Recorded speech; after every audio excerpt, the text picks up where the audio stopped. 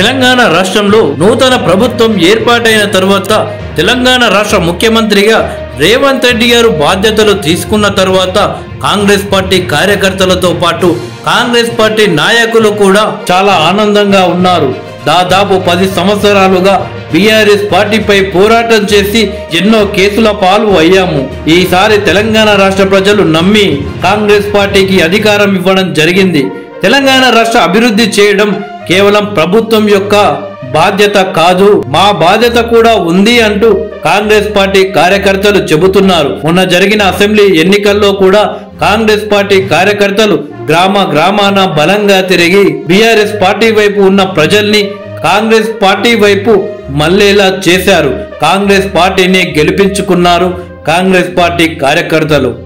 అయితే రేవంత్ రెడ్డి గారు ముఖ్యమంత్రిగా బాధ్యతలు తీసుకున్న తర్వాత ప్రభుత్వంలోని నామినేటెడ్ పోస్ట్ కాంగ్రెస్ పార్టీ కోసం అహర్నిశలు కష్టపడ్డ కాంగ్రెస్ పార్టీ నాయకులకు, అలాగే తెలంగాణ రాష్ట్రం కోసం పోరాడిన ఉద్యమకారులకు నామినేటెడ్ పోస్ట్ ఇస్తున్నారు తెలంగాణ రాష్ట్ర ముఖ్యమంత్రి రేవంత్ రెడ్డి గారు. గవర్నర్ కోటాలో ఎమ్మెల్సీగా ప్రొఫెసర్ కోదండరాం, అలాగే ఎమ్మెల్యే కోటాలో ఎమ్మెల్సీలుగా NSUI state president Venkat Balmoor, అలాగే Congress party working president Mahesh Goud Bomma, అలాగే కాంగ్రెస్ పార్టీ సీనియర్ నాయకులైన షబ్బీర్ అలీ, నరేందర్ రెడ్డి, మల్లు రవి, ఇలా కాంగ్రెస్ పార్టీలో కీలక నాయకులకు కీలక బాధ్యతలు ఇస్తూ తెలంగాణ రాష్ట్ర ముఖ్యమంత్రి రేవంత్ రెడ్డి గారు ముందుకు వెళ్తున్నారు. అయితే తాజాగా మనకు అందిన సమాచారం ప్రకారం కాంగ్రెస్ పార్టీ సీనియర్ నాయకులైన వి హనుమంతరావుకు కాంగ్రెస్ పార్టీ అధిష్టానం కీలక బాధ్యతలు ఇవ్వబోతున్నట్లు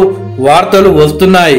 రేవంత్ రెడ్డి గారు కాంగ్రెస్ పార్టీలో చేరిన తర్వాత పిసిసి అధ్యక్ష పదవి రేవంత్ రెడ్డి గారికి ఇవ్వబోతున్నారని వార్తలు రావడంతో రేవంత్ రెడ్డిపై పలు విమర్శలు చేశారు విహెచ్ఆర్.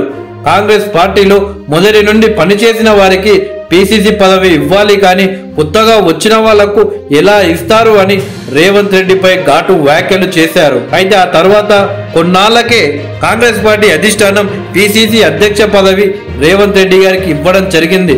రేవంత్ రెడ్డి గారు పిసిసి బాధ్యతలు తీసుకోక ముందు రేవంత్ రెడ్డి గారిని ఎవరైనా ఎక్కువగా విమర్శించారా అంటే అది వి హనుమంతరావు గారని చెప్పవచ్చు. అదే వి హనుమంతరావు గారు పిసిసి అధ్యక్ష బాధ్యతలు రేవంత్ రెడ్డి గారు తీసుకున్న తర్వాత చాలా బలంగా సపోర్టు చేశారు. రేవంత్ రెడ్డి గారిని ముందుండి నడిపాడు. మొదటి నుండి వి హనుమంతరావు గారు కాంగ్రెస్ పార్టీకి లాయల్ గా ఉండే వ్యక్తుల భజన ఎప్పుడు చేయకుండా కేవలం పార్టీకి లాయల్ గా ఉండడమే విహెచ్ఆర్ లక్షణం. ఎదున్నా సరే కానీ మొహం మీదనే చెప్పడం వి హనుమంతరావు గారి స్టైల్. బహుశా అదే కావచ్చు తెలుగు రాష్ట్రాల్లో వి హనుమంతరావు అంటే ఒక బ్రాండ్ గా మారడానికి. మొదటి నుండి కాంగ్రెస్ పార్టీ కోసం ఈ వయసులో కూడా అంత బలంగా పోరాడుతున్న వి హనుమంతరావుకు కాంగ్రెస్ పార్టీ కీలక బాధ్యతలు అప్పచెప్పే అవకాశం మాత్రం కనిపిస్తుంది. అయితే విహెచ్ గారికి ప్రభుత్వంలో ఏదైనా మంచి స్థానం కల్పిస్తారా, లేక కాంగ్రెస్ పార్టీలో ఇంకేదైనా మంచి స్థానం కల్పించి కాంగ్రెస్ పార్టీకి ఆయన సేవలను మరింత ఉపయోగించుకునే ఆలోచనలో కాంగ్రెస్ పార్టీ ఉందా అనేది మరికొద్ది రోజుల్నే తెలియబోతుంది. మొత్తానికి వి హనుమంతరావు గారికి మాత్రం ఊహించని పదవి రాబోతుందని తెలుస్తుంది.